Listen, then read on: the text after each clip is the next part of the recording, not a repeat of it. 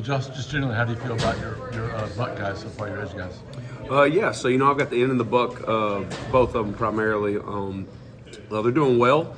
I think I've said before, for me to be able to coach Keldric and J-Mac, it's pretty good for me. So both those guys are great leaders, just like they're great players, though. So, and then it's really neat. Again, like I've said before, the guys behind them are talented young freshmen, right? So I've got the best of both worlds. I've got two talented leaders and then young guys that those guys can help develop. And, it's fun to see young players step up and get better every day. So they've had a good camp, really focusing a lot on getting those guys behind them ready these next couple weeks before our first game. At defensive end, how much has Amar showed you that he's maybe ready to play fairly early in his career? Oh, he's showed me plenty. Yeah, he is.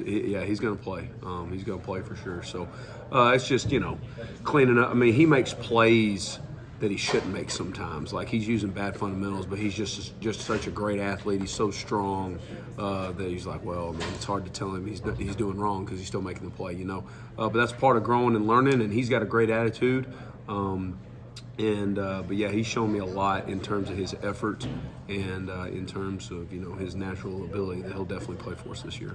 And Keldric Crawford, a guy that came in this summer, where he's added to the edge. He's an elite pass rusher. He's gonna be something we have not had here in a while. So really excited about that.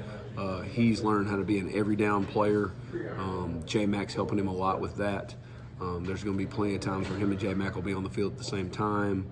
He's a real special kid or young man, and he's impressed me a lot. So he's just got to learn how to be an every down guy, not just a pass rush guy. Is he kind of on the ascendancy still, just playing 1 year of high school ball after switching over from basketball? For sure, yeah. There's still things he's learning, right? Because you don't play much high school football, and then you go to college, and you play in one system there. He played in one system the whole time he was there. So there's plenty of things they didn't do that we do, right? So that he's never learned, that maybe most people have learned to do, but he just didn't learn them in college. And so he's still got learning to do there, and that's where that run game stuff comes from, you know what I mean? But we can tell the sucker, hey, go get the quarterback, he's pretty good at that. So, but yeah, he's done well. You have some true freshmen at that position as well. How have they? Yeah. So we talked about Amars. Amars is doing really well. He's more your field end type guy, real strong but really dynamic. Usually that field end you want to kick inside on third down, kind of like Keldric does sometimes. But Amars is twitchy enough. We want to leave him out there on the outside on third down. So he's doing really well. Jamonte is probably kind of a younger version of Kieran, where he's a talented pass rusher. Jamonte probably will help us to rush the passer this year as a freshman. It's just the early down stuff and getting stronger in the weight room to be able to handle that in this league. And then Joe Phillips is the most improved from spring to now. He is the most improved player in our room by far, and he's got a similar story to Kieran. Only one really full year of high school football, a lot of learning to do, but ultra powerful, changed his body. He's like 252 pounds now.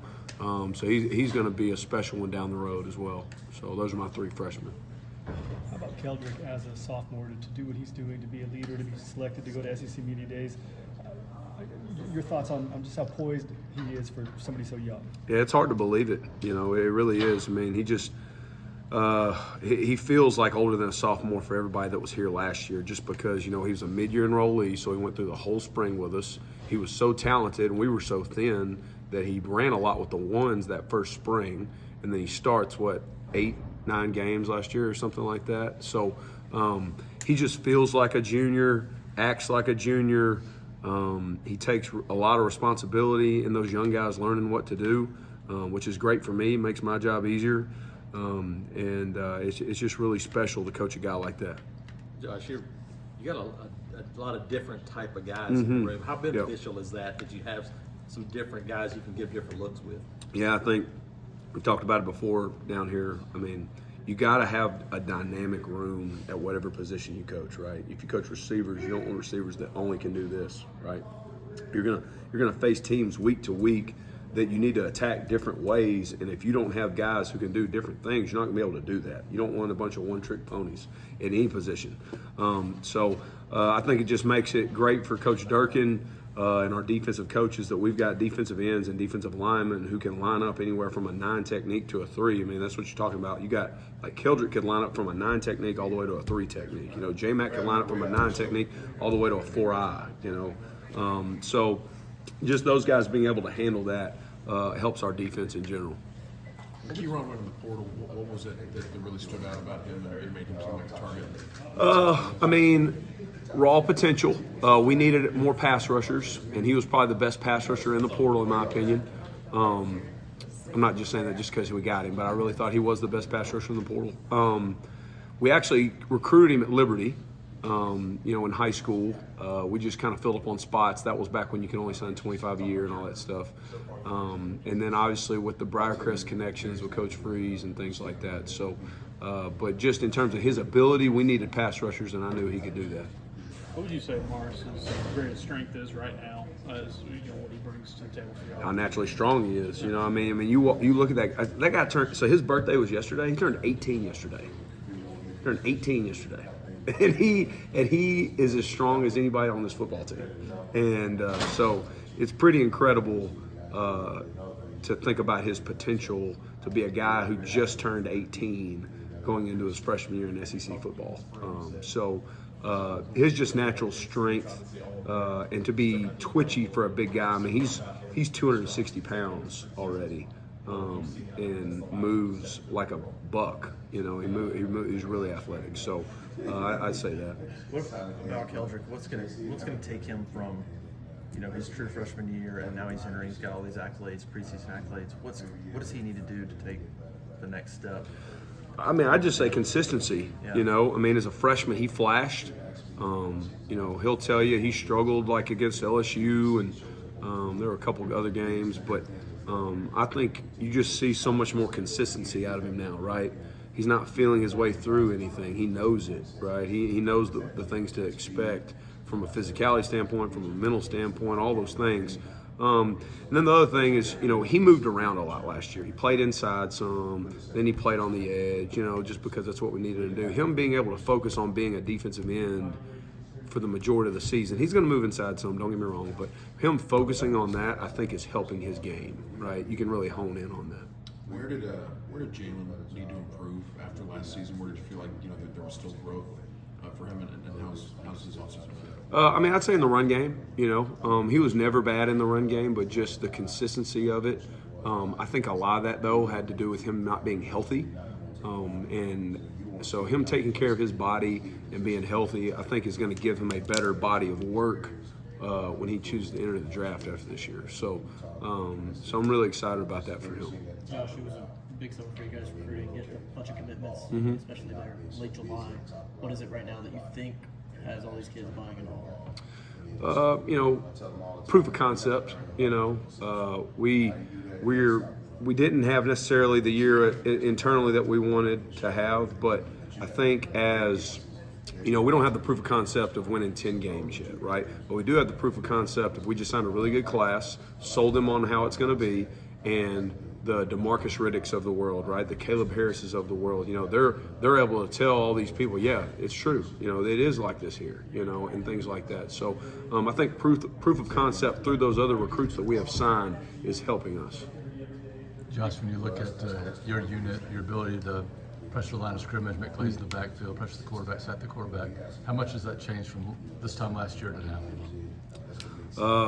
I think last year we probably had to create ways to get to the quarterback, you know, schematically.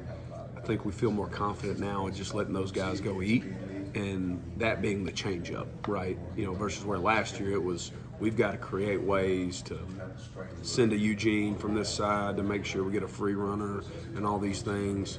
I think it's reversed now. I think we can let those guys go win, and when we need to mix up, you know, the counter punch, you know, that's what that is. So I'd say that's the difference. We just have more of them, you know. I mean, Keyron, J-Mac, Amaris, Keldric, even Jamonte, those are all really good pass rushers. So the changes to the coaching staff, you know, the additions of DJ, CK, Vontrell, it just seems like it's pumped a ton of energy in the defensive side of the football. Just kind of, how do you compare that aspect from last year to this fall camp, just in terms of energy and everybody's loud and excited and flying around? I don't know. Comparing it to last year, I don't think really matters. I can just speak to Coach Durkin. It always starts from the top. The speed of the lead wolf is the speed of the pack, and the way he leads our defense is consistent. You know what you're going to get from him every single day. Our kids know what to expect every single day, and he brings energy every single day, and we follow suit. So I think it starts with Coach Durkin. He does a tremendous job of that, keeping the guys motivated, even on an off day like today, getting better, getting in their playbook, getting in the film, and understanding how we can improve off of practice from the previous day. Josh, what's it been like working with Vontrell, a guy that you obviously know really well? What's it like collaborating with him? If y'all don't know, he was my graduate assistant when I was the D-line coach at Liberty. So even back then, we had the same dynamic we had now. Even though at that level he was a GA, at that level you don't have near as many hands, right? So he was really the defensive tackles coach at Liberty, basically, just not without the title, right? So for me and him, it's like same song, second verse, So it's a lot of fun. My children were born while me and Vontrell were working together, so they love Vontrell too, and it's just really cool for my family, especially for us to be back together doing this. So I'm really excited. How much do you enjoy coaching edges again? After coaching the inside guys, I'm sure. Yeah, it's something I've done more of. To say I enjoy it more, it's hard to describe. It's just kind of totally different. You coach those linebackers, there's a lot of moving parts. There's a lot more mental things to the game. You coach these guys, it's a lot more about the energy and the effort you play with and things like that. So I still enjoy being around those inside backers. I think that's something that is fun for me. Is I have a great relationship with not just the guys I'm coaching, right? So it's still fun to be around Eugene, Austin, and even Dorian, because I recruited Dorian before he got here. So it's been fun just to kind of mix worlds, really.